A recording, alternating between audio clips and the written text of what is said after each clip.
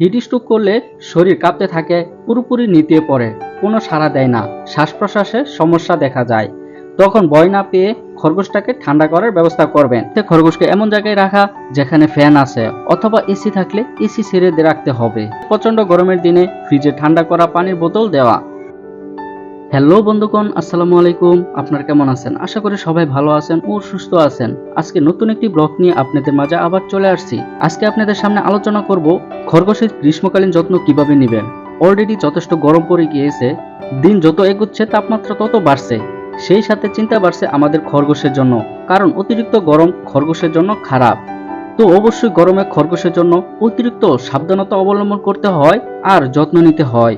তা বোঝার কিছু উপায় আছে, সেগুলোই আমি এখন বলে দেব।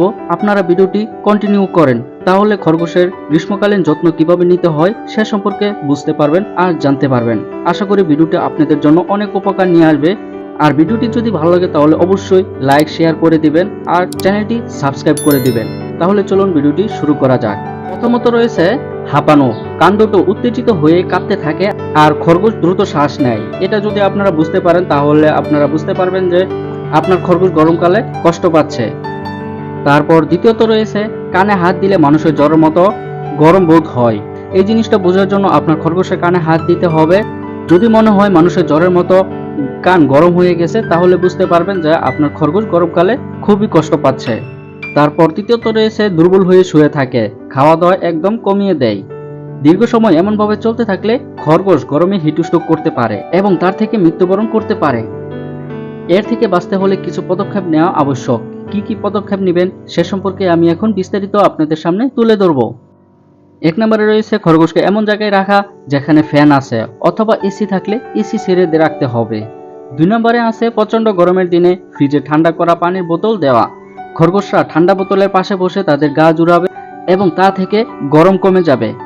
3 নম্বরে আছে 2-1টা টাইলস কিনে রাখতে পারেন। এর উদ্দেশ্য হলো গরমের দিনে টাইলসের তলা কলের পানি দিয়ে ভিজিয়ে দিবেন, এতে উপরিভাগে বসে ওরা শান্তি পাবে। এ কারণে আপনারা 2-1টা টাইলস কিনে রাখতে পারেন গরমের কালের জন্য, অথবা আপনার আশেপাশে থেকে 2-1টা টাইলস নিয়ে আসতে পারেন। 4 নম্বরে আছে এছাড়া কানে হাত দিলে যদি গরম অনুভব হয় তাহলে হাত পানি দিয়ে ধুয়ে ভেজা হাত দিয়ে কান বরাবর মুছে দেবেন, এতে তাদের শরীর ঠান্ডা হবে। 5 নম্বরে আছে খুব গরম লাগলে তাদের নরম একটা কাপড় দিয়ে তাদের গাটা হালকা করে মুছে দিবেন, এতে করে তাদের গরমটা কম লাগবে। 6 নম্বরে আছে ভেজা ভেজা করে সবজি ধোয়া সীমিত পরিমাণে দিন, এতে পানি ঠিকমতো পাবে। সাথে এটাও খেয়াল রাখবেন যাতে তারা ঠিকমতো পানি খায়। যদি তারা সেই ঠিকমতো পানি না খায় তাহলে তাদেরকে পানি খাওয়ার জন্য চেষ্টা করবেন, এতে করে তাদের গরমটা অনেকটাই কমে যাবে। তারপর 7 নম্বরে আছে এই সময় রেবিট দুপুরবেলায় টেবিল, খাট বা আলমারি ইত্যাদির নিচে থাকার বেশি প্রবণতা দেখা দেয়। তাই এই জায়গাগুলো পরিষ্কার রাখতে হবে আপনাদের, যাতে করে তারা টেবিল বা খাট বা আলমারির নিচে বসে থাকতে পারে।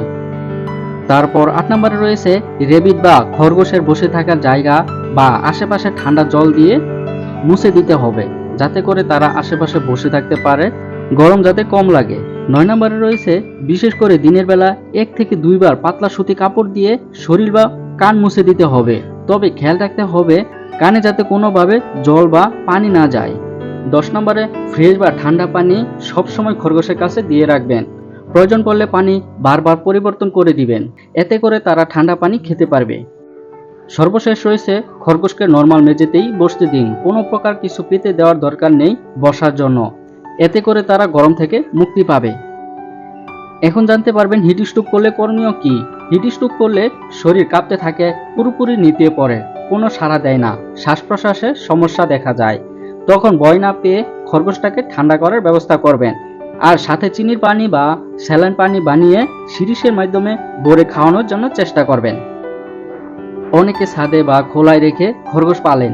এই তীব্র গরমে খরগোশরা রোদের মধ্যে সারাদিন থাকাটা সবচাইতে ভয়ানক একটা বিষয়, এতে খরগোশের মৃত্যু অনেক তাড়াতাড়ি হয়। অনেক খোলায় রাখা খরগোশ গরমে হিট স্ট্রোক করে মারা যায়, ব্যাপারটা খুবই অমানবিক।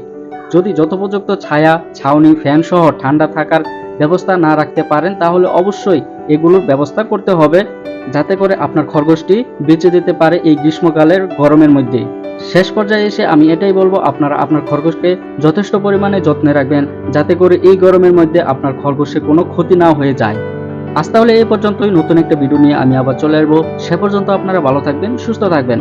আজ তাহলে রাখছি। আসসালামু আলাইকুম ওয়া রাহমাতুল্লাহি ওয়া বারাকাতুহু।